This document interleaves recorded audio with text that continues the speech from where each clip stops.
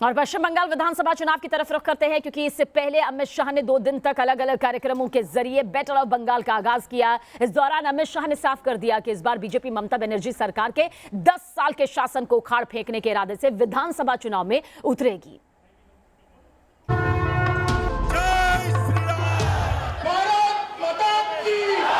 Battle of Bengal के आगाज में दिखा अमित शाह का खास स्टाइल।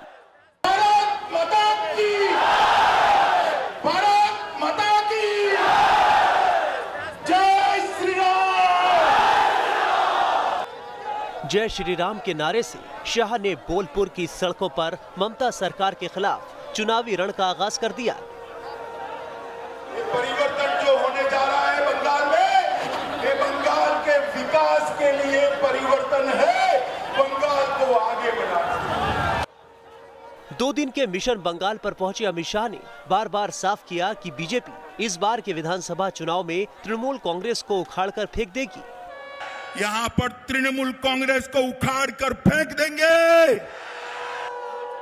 मिशन बंगाल के पहले दिन ही मिदनापुर में अमित शाह ने दावा किया था कि बीजेपी इस बार चुनाव में 200 से ज्यादा सीटों पर अपना परचम लहराएगी। इस बार 200 सीटों से ज्यादा सीटों के साथ भारतीय जनता पार्टी की सरकार बनने जा रही है।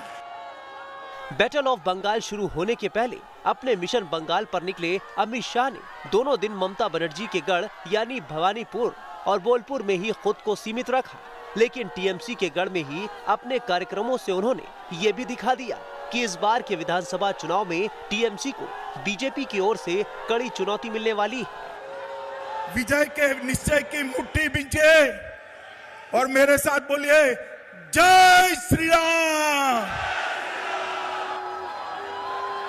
बंगाल में बीजेपी कार्यकर्ताओं पर हो रहे हमले को लेकर भी अमित शाह ने ममता बनर्जी सरकार को निशाने पर रखा और उन्हें ललकारते हुए चेतावनी दी कि हिंसा के बावजूद बीजेपी कार्यकर्ता पीछे नहीं हटेंगे। मगर दीदी सुन लो, जितनी हिंसा करोगी भारतीय जनता पार्टी का कार्यकर्ता इतनी जोर से आपका सामना करेगा। टीएमसी के गढ़ बोलपुर में जय श्री राम के नारों के बीच कहा कि अब बंगाल की जनता राज्य के विकास के लिए बदलाव चाहती है और ऐसा होकर रहेगा। बंगाल की जनता परिवर्तन करना चाहती है। ये परिवर्तन कोई एक व्यक्ति मुख्यमंत्री बदलने का परिवर्तन नहीं है। तृणमूल कांग्रेस की सरकार की जगह भारतीय जनता पार्टी की सरकार बनाने की कवायद नहीं है। ये परिवर्तन जो होने जा रहा है बंगाल में, ये बंगाल के विकास के लिए परिवर्तन है। 2 दिन का बंगाल दौरा पूरा होने के बाद अमित शाह रविवार की रात दुर्गापुर से दिल्ली के लिए वापस लौट आए, लेकिन वापसी के पहले भी उन्होंने बंगाल बीजेपी के नेताओं के साथ एक मीटिंग की और बंगाल के विधानसभा चुनाव में जीत हासिल करने के उपायों पर चर्चा की। ममता जी जा रही है और भारतीय जनता पार्टी आ रही है। जब भारतीय जनता पार्टी आ रही है तो उस दिशा में हमारी भूमिका क्या हो, इस संदर्भ में उन्होंने हमें मार्गदर्शन दिया। अमित शाह के बंगाल दौरे से बीजेपी के स्थानीय नेताओं का उत्साह भी चरम पर है और उनका दावा है कि बंगाल की जनता ने अमित शाह के कार्यक्रमों में भाग लेकर जता दिया है कि अगले चुनाव में बीजेपी की ही सरकार बनेगी। जो 2 दिन का दौरा हुआ अमित जी का, और उस दौरे के अंदर हमने जिस तरीके से बंगाल की जनता ने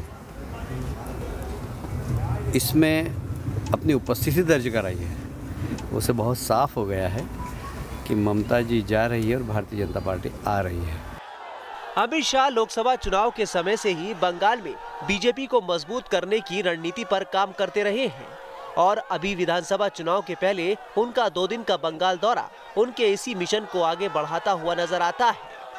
अमित शाह ने जिस आक्रामक अंदाज में 2 दिन के दौरान टीएमसी के गढ़ में अपनी जोरदार उपस्थिति दर्ज कराई, उससे जाहिर है कि इस बार बंगाल में बीजेपी कड़ी चुनौती पेश करने जा रही है। बोलपुर से पिनास त्यागी और विकास चंद्रा के साथ टीम न्यूज़ नेशन।